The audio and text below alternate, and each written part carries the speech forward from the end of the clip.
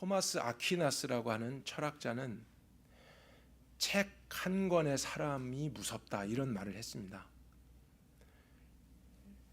이게 무슨 뜻일까 찾아보니까요, 어떤 사람이 책을 한 권만 읽고 이제 모든 걸 다 깨달았다 이렇게 생각하게 될 때 교만해져서 다른 사람의 말을 전혀 듣지 않는 아집에 빠질 수 있다는 것입니다. 책을 전혀 안 읽은 사람은 그러지 않을 수도 있습니다. 모르니까 배우려고 할 수도 있고 들으려고도 할 수 있는데, 책을 한 권만 읽고 다 알았다 이렇게 생각하게 될 때 우리의 마음은 높아질 수 있죠. 요즘은 책보다는 유튜브 하나 본 사람이 무섭다 이렇게 말할 수 있을 것 같아요. 유튜브 보면서 경제에 대한 거, 정치에 대한 거, 건강에 대한 거, 그럴싸한 거 하나 딱 보고 나서는 이제 다 깨달았어.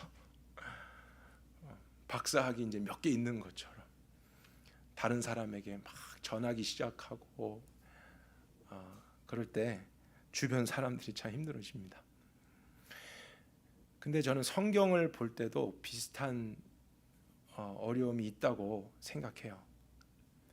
예를 들어서 성경의 어떤 한 부분만을 이해한 후에 다 깨달은 것처럼 생각한다든지, 신학책 한 권을 그래도 좀 두꺼운 거 한 권을 읽고 신학을 다 깨달은 것처럼 이제 생각할 때 마음이 높아질 수 있습니다. 예전엔 잘 들었는데 들으려고 하지 않을 때 있습니다. 계속 가르치려고 하고 자신의 깨달음을 다른 사람에게 이야기하려고 할 때 죄송합니다. 솔직하게 전 그런 분들을 만나면 인사하고 조금 이렇게 피해 다닙니다. 쓸데없는 논쟁에 빠지고 싶지 않을 때가 있기 때문이죠. 하나님이 성경을 기록하실 때요, 한 사람에게 기록하도록 맡기시지 않고 성경은 무려 40여 명의 저자가 있습니다. 사람 저자죠. 그리고 그냥 한 시대에 한 사람이 책상에서 다 쓴 게 아니고 1600에서 한 2000여 년에 걸쳐져서 이 말씀은 기록되었어요. 그러면 그 갭 차이가 있잖아요. 1600년 전에 살았던 사람의 문화가 다를 거고 시대가 다를 거고 그에게 익숙한 것, 경험한 것이 다를 수 있습니다. 근데 그런 다양한 사람, 직업도 굉장히 다양해요. 목동도 있고 또 지식인도 있고 정치인도 있고 어부도 있어요. 그리고 많이 배운 사람도 있고 그렇게 많이 정식 교육을 못 받은 사람도 있고 다양합니다. 근데 하나님이 그런 많은 인생들, 많은 시대에 걸쳐서 그분의 계시를 주신 데에는 분명히 궁극적인 저자는 하나님이시지만 그 사람의 다양함을 통해서 진리의 풍성함을 드러내기 위함이에요. 그 진리라는 것을 우리 인간은 보는 것이 한계가 있는데, 그런 다양한 사람들이 여러 각도에서 보게 됨으로써 다양성을 갖게 됩니다. 그러나 본질적인 것은 항상 똑같은, 이게 참 신비로운 거죠. 그 40명이 한 번도 만난 적이 없어요. 수천 년 또 갭이 있으니까 만날 수도 없었고, 그런데 마치 의논한 것처럼 기승전결이 다 똑같다. 그 같은 주제에 대해서, 하지만 자신에게 익숙한 대로 그 문체를 쓰게 됐을 때 하나님은 우리가 그 여러 가지의 모습을 통해서 진리라는 것을 더 온전하게 이해할 수 있기 위한 목적을 가지신 것이죠. 그러니까 저희들이 성경을 볼 때도 내가 읽고 싶은 구절 하나만을 떼어서 보면 안 됩니다. 또 항상 시간 없을 때 우리 가운데를 탁 쪼개서 보면 어디가 항상 나옵니까? 시편, 잠언, 아니면 새해가 시작되면 항상 어디부터? 창세기. 창세기는 한 10번 이상씩 다 읽었어요. 근데 이제 레위 가면 이제 힘들어지잖아요. 그러다가 이제 내년이 또 오고. 그러나 하나님이 구약과 신약을 주신 목적, 여러 책들을 주신 목적, 우리로 하여금 그 진리를 다양하게 이해할 수 있게 하기 위한 뜻입니다. 이런 목적에서요, 이런 맥락에서 오늘 저희가 보았던 본문 24절을 보면은 우리에게 도전이 찾아옵니다. 24절 이로 보건대 사람이 행함으로 의롭다 하심을 받고 믿음으로만은 아니니라 돼 있어요. 그럼 이제 이 구절만을 딱 보게 되면은 믿음으로만 의롭게 되는 게 아니구나. 행함을 또 많이 해야 되는 것이구나. 이렇게 생각을 할 수 있다라는 거예요. 근데 책 한 권의 사람이 되면 이제 이것만 가지고 나 성경 읽었어. 나도 공부했어. 그러면서 막 이제 듣지 않게 되는 상태가 될 수 있는 거죠. 근데 이제 이 구절 말고 바울이 쓴 로마서나 갈라디아서를 본 사람, 우리 로마서 3장 28절도 한번 띄워 주시겠습니까? 이런 구절이 있잖아요. 사람이 의롭다 하심을 얻는 것은 율법의 행위에 있지 않고 믿음으로만 되는 줄 우린 인정한다 그랬어요. 그럼 이 두 가지 내용이 서로 반대되는 것 같잖아요. 그러니까 이 한쪽 부분만을 읽고 생각한 사람은 이제 다른 사람을 들으려고 하지 않고 그것만 붙잡은 채 싸움이 시작되는 겁니다. 사실 이 싸움이 지금 뭐 수색이 된 싸움이고 이것으로 인해서 교회가 나눠지고 교단이 나눠지고 오늘날도 그러고 있습니다. 근데 왜 이렇게 되었을까? 제가 생각하기에는요, 이런 것 같아요. 처음에 말씀드렸듯이 성경의 전체적인 흐름과 맥락 속에서 그 한 부분을 이해해 보려고 노력하기보다는 한 부분을 가지고 성경 전체를 내가 이해해 보려고 할 때 오류에 빠질 수 있다는 것이죠. 그래서 저희 서남교회 여러분들은 책 한 권의 사람이 되지 않기를 부탁드립니다.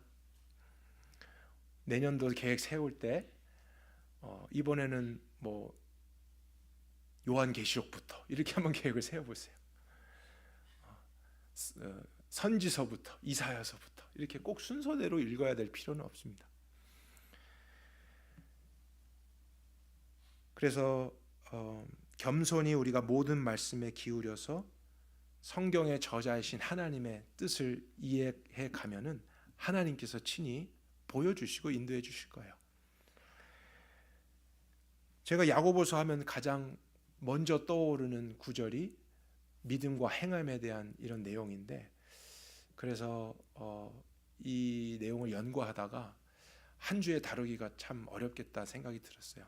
그리고 중요한 내용이기도 하니까 앞으로 몇 주 동안 믿음과 행함의 관계를 여러분과 나누려고 하고요. 오늘은 첫 번째로 바울이 말했던 믿음과 행함과 또 야고보가 말했던 믿음과 행함에 대한 차이점 그리고 공통점, 이것이 다르게 보이는데 과연 다른 것인가, 이런 내용들을 한번 살펴보도록 하고요. 그 다음에 야고보서를 저희들이 계속 배우고 있으니까 그 후에는 야고보서 안에 있는 믿음과 행함에 대한 부분들을 조금 더 깊이 나눠보도록 하겠습니다. 바울의 서신서를 보면은 그는 믿음을 긍정적으로, 행함을 부정적으로 말하고 있고, 야고보서를 보게 되면 믿음을 부정적으로, 행함을 긍정적으로 말하는 것처럼 보입니다. 제가 처럼 보인다라고 표현하는 것을 꼭 기억하셔야 돼요. 결론적으로는 그렇지 않은데 얼핏 볼 때는 바울은 행함은 부정적으로, 믿음에 대한 건 굉장히 긍정적으로 이야기하는 것 같고, 야고보는 그 반대인 것처럼 보이게 돼요. 그래서 거기서부터 오해가 이제 시작이 되는 것입니다. 그럼 오해가 없기 위해서 우리는 두 사람이 말씀을 전하는 문맥을 먼저 살펴보려고 해요. 왜냐하면 같은 책에서 두 저자가 이야기하는 게 아니잖아요. 바울은 특히 로마서나 갈라디아에서 믿음과 행함을 이야기했고, 야고보는 야고보서에서 그런 이야기를 했어요. 그럼 두 사람이 그 성경을 썼던 시대나 상황과 그 말씀을 받는 대상들이 각각 다릅니다. 그래서 그 문맥을 먼저 파악하는 것이 굉장히 중요합니다. 믿음과 행함이라는 단어를 두 사람 모두 썼는데 그 문맥에 따라서 같은 단어지만 다른 의미로 사용될 수 있다는 것을 제가 말씀드리는 거예요. 이해가 되시나요? 안 되시는 것 같아서 제가 예를 하나 들어볼게요. 우리 말에도 그렇습니다. 나는 밤을 싫어해 이렇게 말했어요. 그럼 제가 무슨 뜻일까요? 나는 밤을 싫어해. 한 가지 뜻이 아니고 여러 개가 될 수 있잖아요. 깜깜한 밤을 목사님이 싫어한다는 건지, 먹는 밤을 싫어한다는 건지, 이 한 구절만 가지고는 알기가 어렵다는 거예요. 그래서 이것을 알기 위해서는 그 앞에 무슨 말을 하셨나?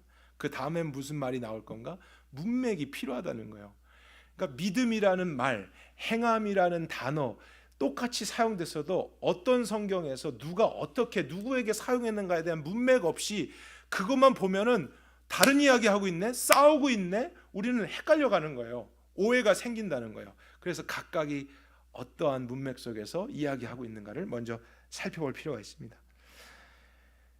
첫 번째 갈라디아서와 로마서에 보면은 바울이 말한 행위, works라는 것은요, 일반적인 행함을 이야기하고 있지 않아요. 어떤 행함, 어떤 행위를 이야기하고 있냐면 할례 아니면 제사를 드리는 행위에 대해서 이야기를 하고 있어요. 여러분이 생각나시면 한번 떠올려 보세요. 갈라디아서 거의 초반에서부터 할례에 대한 이야기가 나와요. 로마서에서 이방인들에게 할례를 받으라고 했던 이런 문제에 대해서 다루고 있어요. 그러나 할례나 무할례나 그리스도 예수 안에서 다 의미 없다. 그런 논증이 이제 펼쳐지고 있어요. 예수님이 죄를 위해서 하나님의 어린 양으로서 십자가에서 대신 죽으시고 피를 흘리셨다는 복음을 믿었잖아요. 그래서 더 이상 짐승의 제사가 아닌 완전한 제사로 우린 하나님께 나아갈 수 있는 길이 열렸다. 하나님의 언약 가운데 그 피로 우린 들어간 거예요. 더 이상 남남이 아니라 예수님 때문에 나의 하나님이 되시고 나는 그의 백성이 되는 이런 은혜를 받게 된 거잖아요. 그걸 믿었어요. 근데 그 당시에 대부분 유대인들이죠. 그들은 믿음에도 불구하고 거기에다가 할례도 받아야 돼. 할례에 대한 행함을 자꾸 플러스 시킨 거예요. 그것을 믿었음에도 불구하고 오늘 제사를 드려야 돼. 그것을 믿었지만 안식일을 꼭 지켜서 우리가 이 제사를 지켜야 돼. 근데 그때 말하는 법이나 제사나 행위들을 살펴보면 공통적으로 할례에 대한 것, 또 동물에 대한 희생, 절기 이런 것들입니다. 우리 지난 시간에 배웠던 제사법에 대한 부분이요. 그래서 갈라디아서 5장 2절 같은 부분 우리가 같이 한번 읽어보도록 하겠습니다. 보라, 나 바울은 너에게 말하노니 너희가 만일 할례를 받으면 그리스도께서 너에게 아무 유익이 없느니라. 할례 때문에 하나님의 언약 백성이 되는 게 이제는 아니라는 거예요.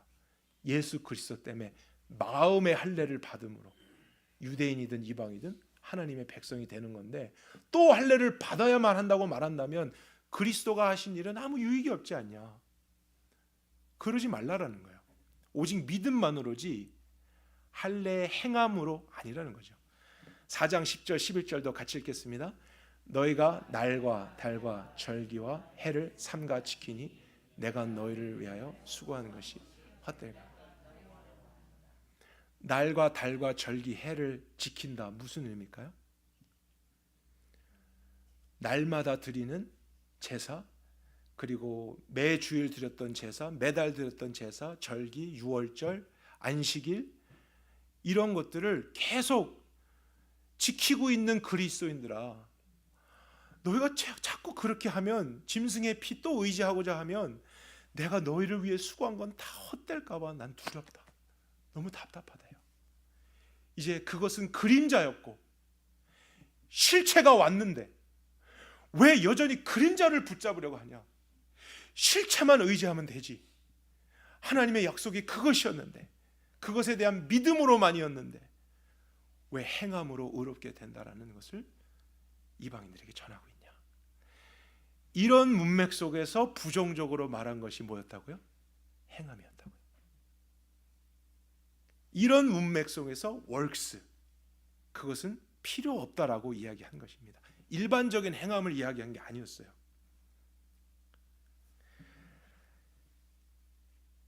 야고보의 경우를 이제 살펴보죠. 야고보는 똑같은 행함, works라는 단어를 썼는데 단 한 번도 할례에 대해서 아니면 짐승의 제사, 절기에 대해서 이 행함이란 표현을 쓴 적이 없어요. 저는 이게 굉장히 중요한 발견이라고 생각합니다. 여러분 야고보서를 읽어보세요. 할례에 할자, 히읗자도 안 나와요. 왜냐하면 야고보가 지금 강조하고 싶은 것은 그런 부분이 아니기 때문이에요. 야고보도 그것에 대한 부분은 믿음으로 하는 것이 맞는 거예요. 그렇게 시작하는 거예요. 하나님의 백성이 된 건데, 야고보는 뭐냐면 그렇게 믿음으로 하나님과 바른 관계에 들어온 사람들을 향해서 주는 또 다른 의미의 믿음, 또 다른 의미의 행위를 강조하고 있는 거예요. 단어는 같은데 문맥이 다르니까 의미가 다른 거잖아요. 그래서 우린 전체적으로 볼 수 있어야 하는 것이죠. 야고보는 하나님을 믿었기 때문에 그 믿음은 눈에 안 보이지 않습니까? 마음에 있는데요. 근데 정말 그분을 믿었기 때문에, 신뢰하기 때문에 그것으로 인해서 나타나게 되는 열매와 같은 행함을 이야기하고 있는 거였어요. 정말 믿었다면, 사랑한다면, 하나님을 신뢰한다면, 그 믿음이 있다면 어떤 일에 있어서 그분에 대한 신뢰로 인해서 내가 행하는 일들이 있어야 될 거 아니에요. 그렇지 않아요?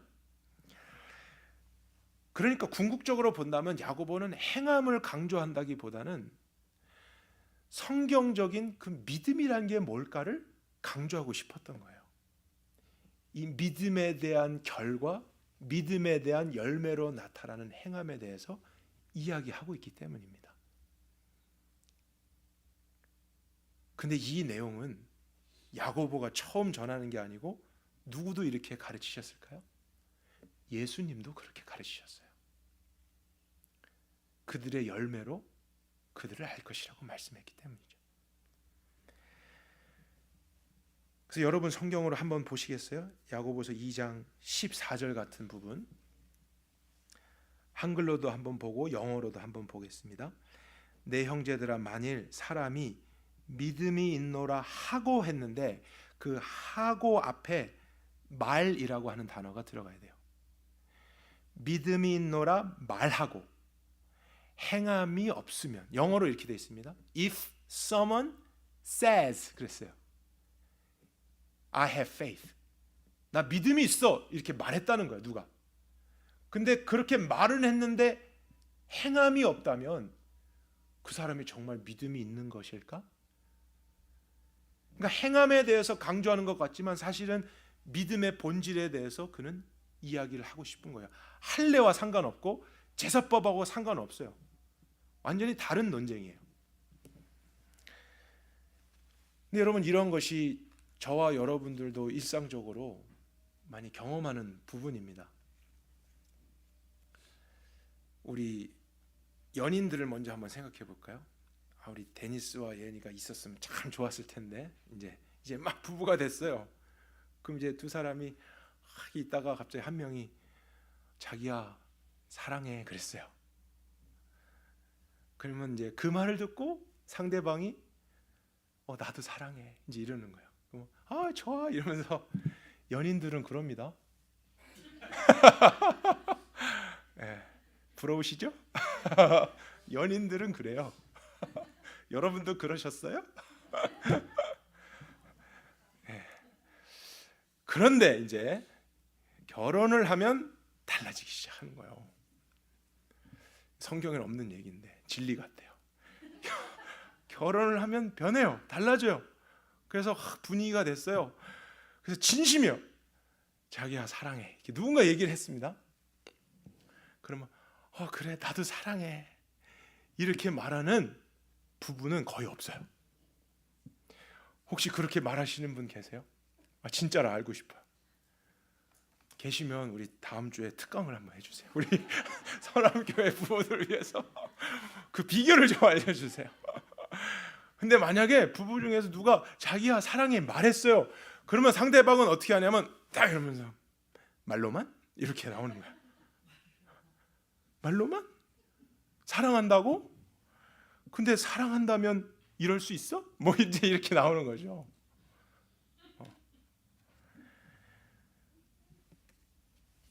더는 안 속아. 사랑한다고 말만 하지 말고, 사랑하면 이것도 이렇게 해주고, 그때 왜 이렇게 한 거 또 이렇게 뭐 행함으로 증명해봐잖아요. 사랑을. 사랑이 명사인 줄 알아?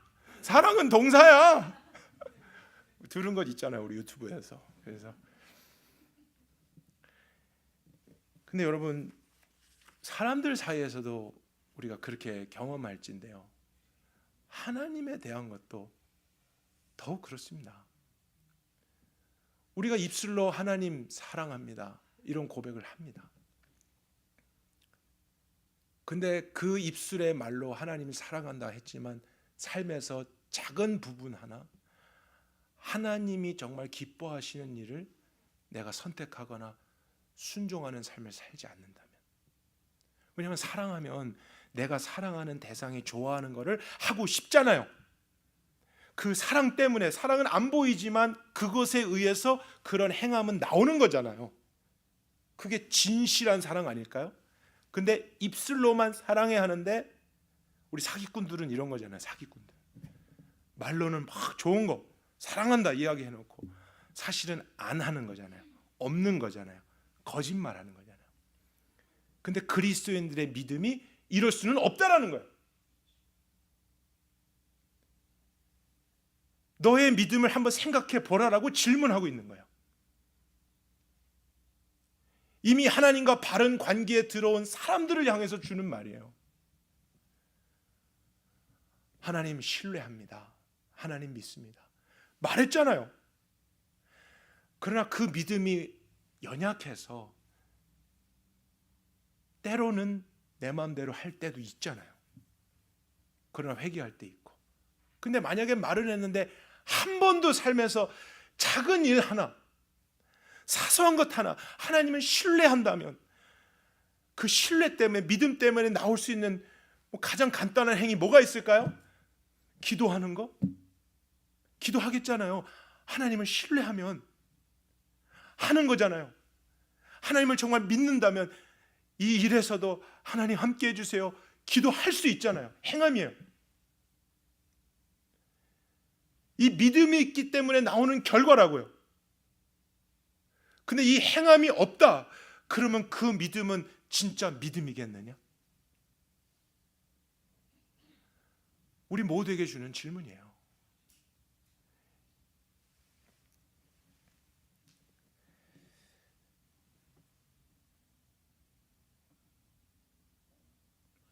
두 사람은 다른 문맥 속에서 다른 대상을 향해 같은 단어를 쓰지만 다른 의미의 메시지를 전달하고 있는데, 이 두 메시지가 모순되거나 반대되는 게 아니라 사실은 하나의 진리라고요.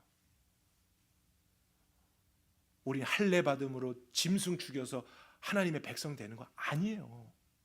그건 오늘날 침례를 받아야만 구원받는다 이런 거하고 똑같은 거라니까요. 그런 거 아니라고요. 유아 세례 받아야만 된다 아니라고요. 성찬식 해야만 한다 아니라고요. 그 모든 것은 그림자였고 예수 그리스도를 믿는 믿음이 중요한 거예요. 그 믿음이 없이 이런 것만을 많이 행한다고 해도 우리는 하나님과의 바른 관계를 가질 수가 없어요. 그 실패가 구약이잖아요. 그래서 하나님은 그것을 통해 깨달으면서 결국 예수님을 기뻐하고 맞아들일 수 있도록 길을 준비하셨던 거예요. 의미가 없었던 건 아니에요.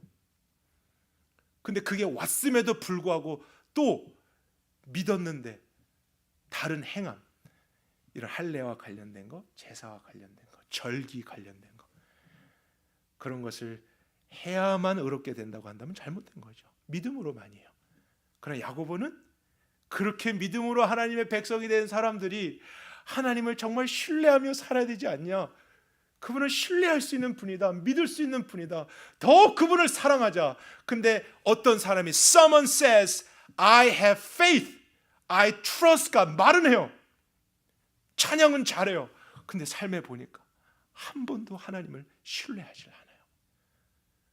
그분을 사랑함으로써 할 수 있는 여러 가지 일들이 전혀 없어요. 근데 그 사람이 믿는다고 말했기 때문에 그래 믿었구나 이렇게 인정을 해줘야만 하냐는 거예요. 그 영혼을 사랑한다면 참된 믿음은 믿음으로써 나오는 이 행함이 있는 거야. 그 행함이 없는 믿음은 죽은 믿음일 수 있어. 다른 말이 아니라 같은 진리를 우리가 함께 하나로서 받아들여야 될 줄 믿습니다. 성경의 저자이신 하나님은 오류가 없으신 줄 믿으시기 바랍니다. 여러분, 우리가 더 겸손히 하나님의 말씀을 깨달아 가십시다. 책 한 권의 사람이 되지 마십시다. 마지막으로 바울과 야고보를 비교해 볼 때요, 또 하나의 흥미로운 내용이 있어요. 두 사람 모두 자신의 주장을 뒷받침하려고 하는데 성경의 한 인물을 인용합니다. 아브라함을 인용해요. 근데 재밌는 게 바울은 지금 행함이 아니야, 믿음으로만이야, 이 믿음을 강조하려고 하는데 아브라함을 봐, 이렇게 예를 들고, 야고보는 믿음만이 아니야, 행함으로다, 그 행함을 강조하려고 하는데 아브라함을 봐, 그렇게 인용하는 거예요. 재밌죠? 근데 이제 아브라함이 갑자기 살아서 나타나면 나는 어느 편으로 가야 되지? 이럴 수 있는 거예요. 왜 나를 가지고 둘이서 줄다리기 하지? 믿음이야 행함이야? 그러나 문맥이 다르기 때문에 그들이 인용하는 목적이 다른 것이죠. 이 두 가지 모두가 아브라함에게 있었던 거예요. 우리가 그 부분을 한번 살펴보도록 하죠. 바울이 이제 아브라함의 삶에 대해서 예를 들려고 합니다. 행함이 아니라 믿음으로만이다, 이렇게 이야기하려고 합니다. 그럼 먼저 우리가 내용을 구체적으로 보기 전에 제가 질문 한번 드리겠어요. 오늘 설교를 잘 들으셨나 한번 테스트 해보세요. 그럼 이제 바울이 아브라함에 대해서 예를 들고자 할 때 그는 아브라함이 할례를 받은 사건을 인용하려고 할까요, 안 할까요? 의견이 나눠졌어요. 다시 한번 생각해 보세요. 바울이 비판하려고 했던 행함이 어떤 것이었는가 생각해 보세요. 그래서 그것에 대해서 더 명확하게 이해하기 위해서 아브라함의 인생을 들려고 하는데, 아브라함이 받았던 할례를 예로 들려고 할까요, 안 할까요? 합니다. 왜냐하면 저 할례를 이해시키기 위해서요. 아브라함도 할례를 받은 첫 번째 사람이었거든요. 그러니까 그 할례를 살펴보면 지금 너희들이 주장하는 이 할례가 얼마나 터무니없는 말인지를 알게 될 거다요. 그 행함은 아니라는 거죠. 우리가 바울의 관점에서 보는 아브라함을 한번 생각해 보겠습니다. 아브라함은 하나님을 전혀 알지 못했던 사람이었어요. 그의 아버지 데라는 이방신을 섬기는 가장이었고, 그 패밀리는 족장 시대니까 당연히 그 이방신을 같이 섬길 수밖에 없죠. 주변에 하나님 아는 사람 아무도 없는, 그리고 육적으로 우리와 같은 죄인이기 때문에 아브라함도 생각에 옳은 대로 자기 원하는 대로 눈에 보이는 대로 살아가는 인생일 뿐이에요. 근데 그런 한 사람에게 창조주 하나님이 먼저 오신 거예요. 오셔서 그를 부르셨고 이제 하나님의 일을 시작하십니다. 근데 어느 날 그가 자녀가 없어요. 그래서 내가 어떻게든 자녀 한 명을 가져야 되지 않을까? 그래서 하나님이란 그분이 말씀하신 어떤 것이 이루어져야 되지 않을까, 이런 고민하면서 엘리에셀이라는 청년을 양자로 삼으려고 했는데 하나님이 그걸 막으신 거예요. 아니다. 하늘의 별을 봐. 저 수많은 별처럼 너의 자손을 많게 할 거야. 양자가 아니고 너의 몸에서 날 씨로 난 그렇게 할 거다. 이 말씀을, 하나님이 하실 일에 대한 약속을 주셨어요. 근데 창세기 15장 6절에 보면 아브라함이 그 말씀을 어떻게 했다고 돼 있죠? 믿음에라고 돼 있어요. 그러니까 아브라함이 우리와 똑같이 눈으로 보이는 대로 살고 육적으로 살고 하나님 없이 자기 생각에 옳은 대로 살아가는 삶인데, 처음으로 눈에는 아무것도 안 보이는데 이 하나님이란 분이 약속하신 것을 내가 믿은 거예요. 그렇게 될 거야. 난 그것을 믿겠어. 스스로 결단을 한 거죠. 근데 이제 15장 6절 같이 한번 읽어보겠습니다. 시작. 아브라함이 여호와를 믿으니 여호와께서 이를 그의 의로 여기셨다. 누가 의로 여겼다고 돼 있어요? 하나님이 너 의로워 그렇게 여겨주셨다는 거예요. 아브라함 자신이 난 의로운 사람이야 믿었어 이렇게 말한 적이 없어요. 그가 한 거는 내 생각은 여전히 아닌 것 같은데, 아닌데, 소망 없는데 하나님은 내가 한다, 약속한다. 보이지 않지만 그분의 약속을 더 믿은 거예요. 근데 그 약속을 따라서 아브라함의 후손을 통해 예수 그리스도가 오기로 되어 있어요. 그러니까 하나님 안에서는 그 아브라함이 믿은 것은 사실 장차 아브라함의 후손을 통해서 오실 예수님에 대한 믿음이 어렴풋이 포함이 되어 있는 거예요. 그러니까 여호와는 그가 믿은 것을 의롭다, 너는 의로워, You're righteous 했습니다. 근데 이 단어가 막 신학적으로 복잡해요. 근데 그렇게 복잡하게 생각할 필요 없고요. righteous 이 말은 하나님과 right하게 되었다 이렇게 생각하면 더 쉬워요. 너 이제 나하고 바른 관계야. 예전엔 나와 전혀 관계 없었어. 내 말과 상관없이 네 뜻대로 살았지만 이제 내가 했던 말을 너의 말보다도 더 신뢰하며 믿는 자가 되었으니까 나는 너의 이제 하나님이다. 너는 이제 내 백성이다. 아브라함이 아무것도 아직 한 게 없어요. 그 하나님과 바른 관계를 맺기 위해서 잘한 게 하나도 없어요. 드린 것도 없어요. 대단한 순종도 없어요. 믿음만으로였어요. 그때 하나님 그 믿음을, 그래 그것이 너와 나를 right하게 만들었다, 내가 그걸 인정한다. 그래서 15장 6절이 로마서에서 말했던 행함이 아닌 믿음만으로 의롭게 되는 사건이다라고 이야기하는 것입니다. 그런데 할례를 강조하잖아요. 행위도 있어야 돼. 할례 받아야 돼. 짐승의 제사 계속 드려야 돼. 그런데 아브라함의 인생을 살펴보니까 로마서에 할례를 몇 장에 받았니? 질문합니다. 지금 믿음으로 의롭게 된 것은 몇 장이라고요? 15장인데 아브라함이 할례를 받은 것은 17장이에요. 그러면 너 생각해봐라. 아브라함이 그 17장에서 의롭다함을 받았니? 15장에서 받았니? 15장인데요. 그러면 할례 없이 의롭다함을 받은 거네? 맞네요. 그런데 너는 왜 할례를 주장하냐? 그건 다른 개념이에요. 그래서 하나님은 이것을 통해서 믿음으로 하나님과 바른 관계가 시작되는 그 하나님의 뜻을 계시해 주셨던 것입니다. 그래서 이와 같이 모든 사람들도 배경이 어떠하든지 이제 우리는 아브라함의 후손으로 오실 예수 그리스도, 그분의 행하신 일을 믿는 믿음만으로 마음의 할례를 받고 그의 백성이 되는 것이죠. 아멘이십니까? 진리죠.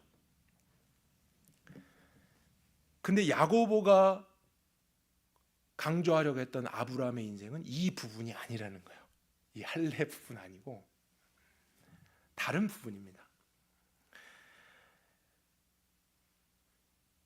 절기나 제사 이런 거와 전혀 상관없는 아브라함이 이제 15장 이후에서 바른 관계가 갖게 된 후의 이야기를 하고 있어요.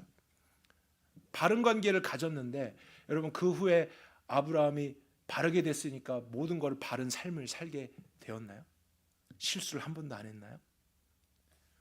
거짓말도 하고 또 가장 생각나는 거 아내가 자녀 못 낳으니까 여종을 통해서 아들까지 낳았잖아요. 여러분 이거 큰 죄예요. 그래서 하나님이 떠나셨었다고요. 그러나 하나님은 나와 바른 관계가 된 사람이 그런 죄 가운데 머무는 것을 허락하지 않으신다요. 이제 15장 사건이 있었기 때문이에요. 그가 나의 말을 믿었기 때문에 이제 나는 그를 책임진다요. 그가 여전히 연약함이 있고 업앤다운이 있고 넘어짐도 있지만 하나님께서 일하기 시작하셔서 회개하게 하시고 용서 주시고 하나님을 경험하게 하시고 훈련해 주세요. 그래서 그에게 시작됐던 믿음이 그 상태로 있지 않고 더 온전한 믿음이 되도록 하나님이 일하셨어요. 인생의 많은 경험을 통해서요. 근데 많은 경우에 승리도 있었지만 넘어짐을 통해, 고난을 통해서, 어려움을 통해서 했어요. 근데 그것을 통해 아브라함이 하나님을 정말 신뢰하는 믿음을 갖게 됐습니다. 여러분, 아브라함이 하나님을 신뢰했다고 생각하세요? 그럼 질문합니다. 어떻게 그거를 아세요? 그가 어떤 행동을 했기 때문에? 이삭을 바친 22장이 우리에겐 떠오르는 거예요. 그래서 하나님이 말씀하셨을 때 그를 하나밖에 없는 아들을 하나님께 제물로 바치는 이 행함을 보니까 그는 하나님에 대한 어떤 신뢰, 믿음이 있구나. 그게 우리에게 알게 되는 거잖아요. 믿음이 있다는 말만 한 게 아니었잖아요. 아브라함이 나는 하나님을 신뢰해 말만 했던 게 아니라고요. 1년의 과정을 통해서 그 안에 믿음이 생겨나고 하나님께서 일하신 것이었어요. 어떠한 사건을 만났을 때 이제 이 믿음에 의해서 그의 행함이 나타난 거잖아요. 믿음이 있구나. 우리에게도 보여줬습니다. 근데 이제 많은 사람들은 여기에서 또 시험에 들 때 있어요. 그렇구나. 행함을 통해서 믿음을 아는 건데 나는 아브라함처럼 이삭을 드릴 그런 일은 못해. 그러면 나는 믿음이 없는 거구나. 또 이제 막 쳇바퀴 돕니다. 막 돕니다. 오늘 나한테 내 자녀 드리려면 드릴 수 있을까? 나 못해. 그 못하면 믿음 없는 건데 나 믿음이 없어. 그래서 계속 방황하는 거예요. 근데 여러분 잘 들어보세요. 그것도 문맥 없이 들으면 또 오해하는 거예요. 거기서 말하는 믿음과 내가 생각한 믿음이 문맥에 따라 다를 수 있는데, 이제 우리의 질문은 그때 아브라함이 이삭을 바친 거 신뢰함 맞습니다. 믿음이 맞아요. 믿음의 열매예요. 그러면 그때 아브라함이 가졌던 믿음은 어떤 믿음이었을까요? 무엇을 믿은 것일까요? 믿음하면 떠오르는 막연한 것이 우리에게 많아요. 그러나 아브라함은 막연하지 않았어요.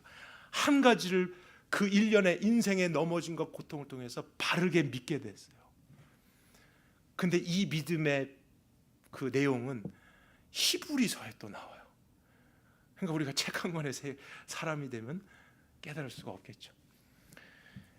히브리서 11장 스크린에 있을 것 같습니다. 자, 읽어보겠습니다. 아브라함은 시험을 받을 때 믿음으로 이삭을 드렸다. 믿음으로였어요. 그는 약속들을 받은 자되 그 외아들을 드렸다. 하나님이 말씀을 이미 하셨던 건 뭐냐면 내 자손이라 칭할 자는 다른 사람이 아니라 이 이삭을 통해서라고 말씀하셨다는 거예요. 근데 하나님은 방금 뭐라고 명령하셔서 그 이삭을 희생 제물로 바쳐라 그랬어요. 이해는 안 돼요. 근데 아브라함이 믿은 건 뭐냐면 하나님, 내가 경험한 22장까지 오면서 경험한 하나님은 거짓말이 없으셔. 그분은 신실하시네. 나는 신실하지 못한데 그분은 말씀하신 것을 지키실 수 있는 능력이 있고 지혜가 있으시네. 그 하나님에 대한 신뢰한 믿음이 일련의 과정들을 통해서 생겨났던 거예요. 그래서 하나님이 이 이삭을 통해서 큰 민족을 이루실 걸 나는 이제 정말 믿어, 신뢰해. 그런데 하나님이 이 이삭을 죽이라고 하시네. 이해는 안 돼요. 왜 그러지? 이해는 안 돼요. 근데 그 안에 그 하나님에 대한 신뢰 때문에 일어났던 믿음은 뭐냐면, 그럼 내가 이 이삭을 죽인다면 그 하나님은 어떻게 하실까요? 그 이삭을 다시 죽은 자 가운데서 살리셔서라도 약속을 이루실 분일 거야. 이 믿음이었다는 거예요. 그냥 하나님이 말씀하셨으니까 네, 순종해요, 드려. 그럼 뭐 다른 거 채워주시겠지. 이런 막연한 믿음이 아니라는 거예요. 우린 자꾸 믿음하면 이런 믿음을 혼합해서 생각해요. 하지만 아브라함에게서 발견하고 배워야 될 믿음은 이 하나님의 신실하심이에요. 그분은 약속한 것을 반드시 지키는 분이다요. 때론 내가 이해할 수 없어도 하나님은 그 말씀을 죽은 자를 살려서서라도 지킬 거야. 여러분, 이 믿음이 있으니까 아들을 죽이려고 했지 그냥 하나님 사랑해요 그렇게 해서 했다면요, 우리는 빨리 이제 성경을 덮고 다른 종교를 찾아가야 되는 거예요. 그럴 수 있는 사람은 없는 거예요. 그러나 만약 우리도 이 믿음을 우리 안에 갖게 된다면 못할 게 뭐가 있겠어요? 하나님께 드리지 못할 게 뭐가 있겠어요? 그분이 그럼에도 불구하고 계속 인도해 가실 텐데. 아멘이십니까? 이 믿음을 저희들이 더 배워갈 수 있길 바랍니다. 결론입니다. 우리 그리스도인들은 시작부터가 믿음으로 시작되는 사람들입니다. 하나님의 약속과 언약에 대한 그리스도를 통한 그 믿음으로 우린 시작을 하는 사람들입니다. 우리가 누구보다 더 좋은 삶을 살았기 때문에 하나님의 백성, 하나님의 자녀가 되는 거 아닙니다. 하나님의 은혜입니다. 감사하죠? 그래 여러분, 그렇게 믿음으로 시작된 우리는 거기가 끝이 아니에요. 앞으로 살아가는 모든 날도 믿음으로 살아야 하는 사람인 거예요. 그리고 믿음으로 끝이 나는 삶인 거예요. 근데 이 믿음으로 살아내려고 할 때는 처음 시작했던 믿음과 다른 종류와 다른 형태와 다른 깊이의 믿음이 우리에게 필요해요. 근데 우리가 그걸 어떻게 만들어내겠어요? 하나님이 하신다니까요. 그래서 때론 고난도 있고, 아브라함이 시험을 받았다 그랬잖아요. 그런 시험도 있고 어려움만 있는 건 아니에요. 여러분, 승리도 때론 경험하면서 하나님 감사해요. 하나님, 내가 기도한 것보다 더 크게 응답하셨어요. 주님을 찬양해요. 이때 이 마음의 환희, 감격, 영광스러움이 결국엔 우리에게 하나님에 대한 그 신뢰를 일으키고 있는 것이죠. 하나님은 신실하시다, 거짓이 없으시다, 변치 않으신다. 이 믿음 우리의 믿음 될 수 있길 바랍니다. 믿음을 잃어가는 이 세대 속에도 우리가 이 믿음으로 하나님이 많은 세대들에게 나타나시기를 축복하십시다. 믿음으로 하나님의 나라가 눈에는 안 보이지만 우리를 통해 이 어두운 세상 가운데 더 가시적으로 보일 수 있게 살아주십시오. 여러분의 일터에서, 가정에서 믿음으로, 하나님을 신뢰함으로, 말만 하지 말고 자녀들 앞에서든 친구들 앞에서든 나를 전혀 모르는 사람 앞에서든 여러분의 믿음을 그 행함으로 보이실 수 있길 바랍니다. 살아계신 주님, 오늘 저희가 이 깊은 말씀을 나누었습니다. 하나님, 제가 이 말씀을 전할 때 참 많이 연약함을 느꼈고 부족함을 느꼈습니다. 쉽지 않은 내용인데 제 짧은 말로 짧은 시간에 어떻게 다 전할 수 있을까 불안한 마음도 있었습니다. 그러나 성령 하나님, 우리 안에 역사하셨은 줄 믿습니다. 우리에게 이 말씀을 조금이라도 더 이해하게 하셨은 줄 믿습니다. 아니면 최소한으로 더 이해해야만 라는 겸손한 마음이 일으켜졌기를 바랍니다. 그래서 하나님의 백성들, 책 한 권의 사람이 되지 않게 하시고 나의 깨달음을 머물지 않고 이 세상을 떠나는 그날까지 주여 나에게 믿음을 주시옵소서. 주여 나에게 은혜를 주시옵소서. 주여 오늘도 나를 구원하소서. 하나님의 은혜에 전적으로 우리의 삶을 맡길 수 있는 믿음의 세대들이 되게 하여 주시옵소서. 오늘도 우리와 함께 하시는 영광스러운 주님을 신뢰하며 예수 그리스도의 이름으로 기도했습니다.